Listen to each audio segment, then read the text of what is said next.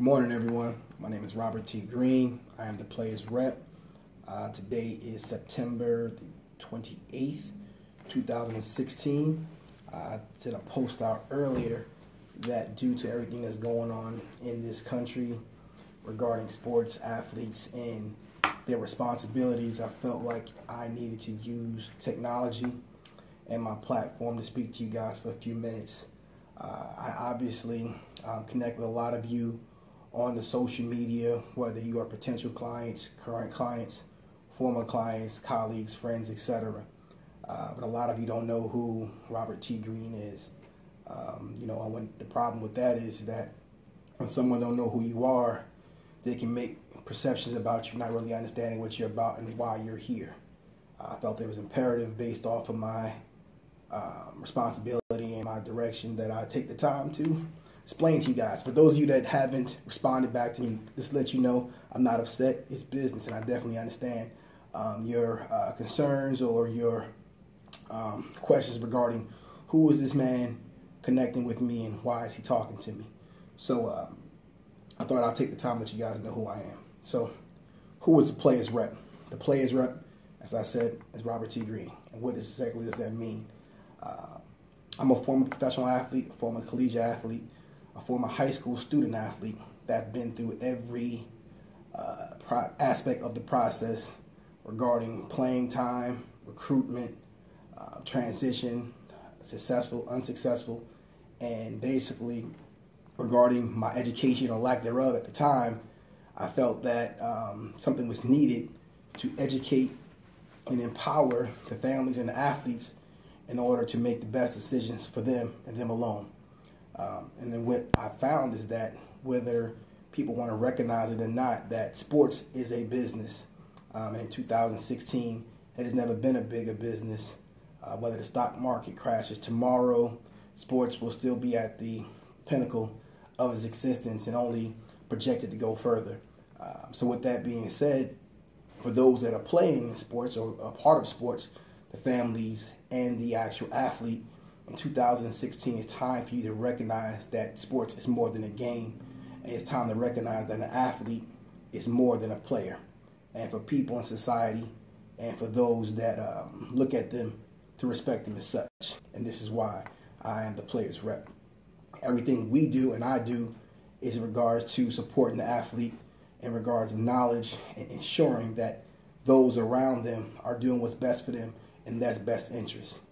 Now, it's not as easy as it sounds, because if you know anything about sports, I can guarantee anybody that's on my Facebook page or anybody that's participating in sports have never made a decision in their sports world based off of what facts is.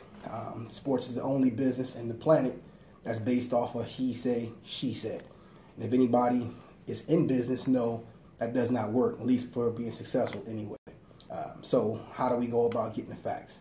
Well, the facts remain that, in particular for professional athletes, the 80% go broke within 2 years of their retirement, in particular with the NFL and the NBA. Out of those 80% that go broke, 78% happen to be African American. So I happen to be African American, so I can speak on this from experience and also how to not have you end up in the same situation as those 80%. So when you think about it, for those that are about to go through the process, whether it's in the NFL or the NBA, you think about how you're going to go through this process.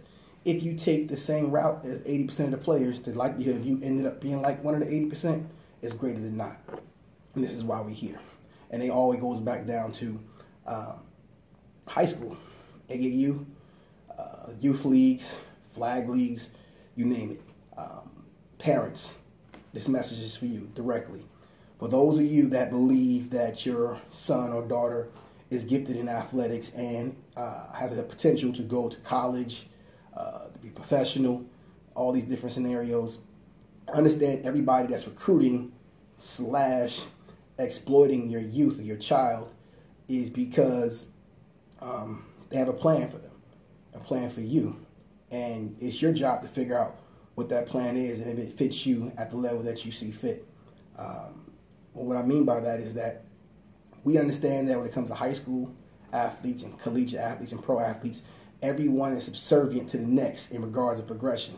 So if a high school coach is 4-5 or whatever his regular season record may be, and he has a skilled athlete who's college bound, what has to happen is that high school coach has to be subservient to that college recruiter in order to feed his family. We understand that.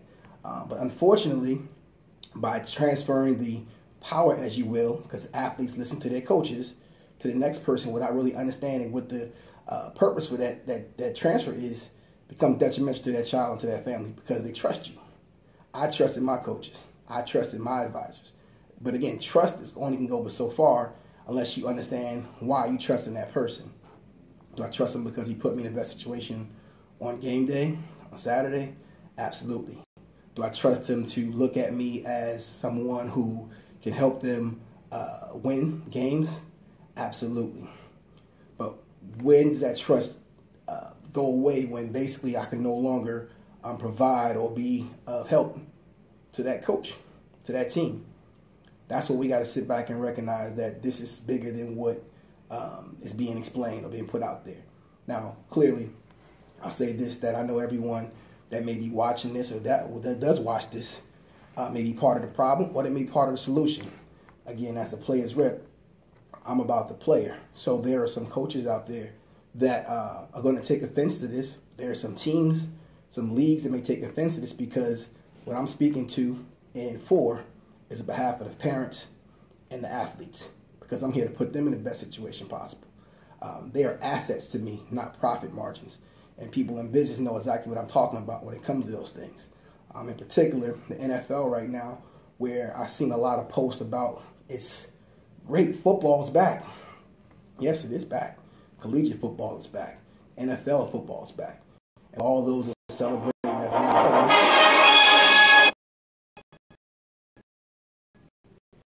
a national holiday. Reality is that there's about 245 guys that's out of work now. A lot of those guys aren't prepared to be out of work. Most of those guys, what people don't realize is that there are people out there now that's having them pay thousands of dollars for training and conditioning, knowing that these young men will never play in their respective sport again. But yet, they're going to use that drive of the athlete. They're going to use that belief in the athlete being invincible, that his career is never going to end. Therefore, by the time this year is over, the reality is going to kick in. Then depression, a lot of other things where those that you cared about, loved you, agents, financial advisors, CPAs, everybody that you built your foundation on from your business team are no longer going to answer your phone calls. Those that have been in this business and sport know exactly what I'm talking about. These are facts. For those that are going through the process right now, we're here simply to make sure you don't have to go through those same problems and those same situations by providing a transition and succession plan. But that's down the road. But right now, what I'm talking about is everything that I do and why I do it and where I come from. I'm going to lay it out specifically why that I feel like it's my responsibility to talk about it. So, Robert T. Green, born and raised in Long Island, New York, Freeport, Roosevelt, Hempstead, Malvern, Baldwin, Uniondale. Reason being, single parent home. Dad was 44, mom was 19, had half sisters that were 19 the year I was born. So never settled, never had an opportunity to really enjoy holidays like Christmas, Thanksgiving. Never knew what it was like to be loved by a Pacific family member and feel like, you know what, everything's going to be okay. On top of that, I was a real skinny kid. I'm about 220 now, but most of my time growing up, it wasn't that situation. I was quite frail, and for that, I got bullied and I got picked on. But one thing I did have confidence in myself, particularly, and I also had an innate ability to play sports. I was very good. I'm about 6'1", and at the time, no matter where I went, I was able to get on the field to try to be the best cornerback or running back or wide receiver I could possibly be. And I never forget, there was a young guy, a coach at that time, 33 years old, named Joe Vito.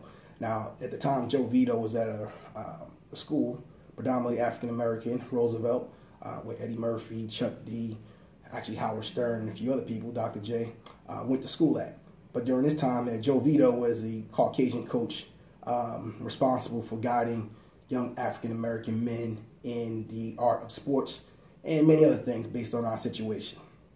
I never forget watching Vito being discriminated against by people of my own race and color, not because he did anything wrong, simply because they felt like he should not be there.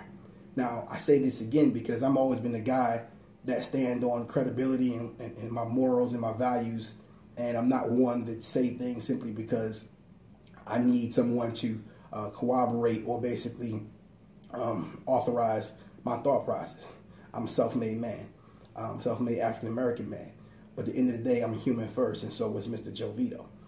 What I learned from Mr. Joe Vito is that regardless of my color or my skin, he's seen something in me that those that birthed me did not. Or if they saw it, they didn't take the time to acknowledge or to grow or to nurture that. And therefore, I was pushed out into the street around gangs, around violence, drugs. I was a young man that literally got taken home several times by the police because my father was taken away by the police for things that he did that was wrong.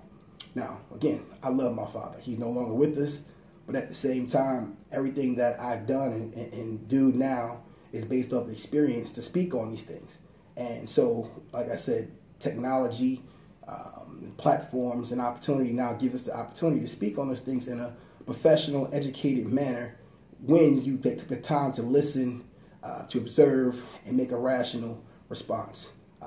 And so for my personal situations, I have friends from white, black, yellow, green. I respect them all individually, but first as humans. And from an athlete standpoint, the thought process of the notion that we are only athletes and we are only to speak when you play a sport to entertain the others is a disgrace. In 2016, if you know how much revenue that sports bring in to many different areas, whether it's not only on the sports field, but the business world and the politicians world. You have politicians all day long trying to throw out athletes' names because they know that between the youth and society at large, people are going to follow along with them. So respect is given, but respect needs to be earned as well. And I don't feel like that the athlete is being respected at the level that it needs to. Maybe it's because you don't understand that we're more than an athlete. If I told you right now that I was as highly as rated as a guy named Fred Smoot or Charles Woodson back in 1997, standing at 6'1", running 4'4", a bench press 365, you may assume that I'm not able to articulate or use my vernacular to tell you things about myself from my background, coming from Roosevelt, Long Island, the hood, so to speak. See, there's things that you can do to grow and become more than what you thought you were if given the proper opportunity and the proper platform. So this is what I'm here to do today. I have a company called Post Game, and basically we are a sports business management advisory firm for professional athletes and their families. As a player's rep, what you're told by recruiters, what you're told by teams, what you're told by different service providers in the industry is for their best interest because that's what business is.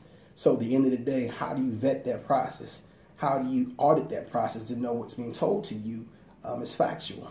We do that. No he say, she say here, simple facts. And the fact is that no matter where we come from, no matter the circumstances, that if you are willing to learn and listen and to grow and believe in those that are doing the right thing, you have opportunity.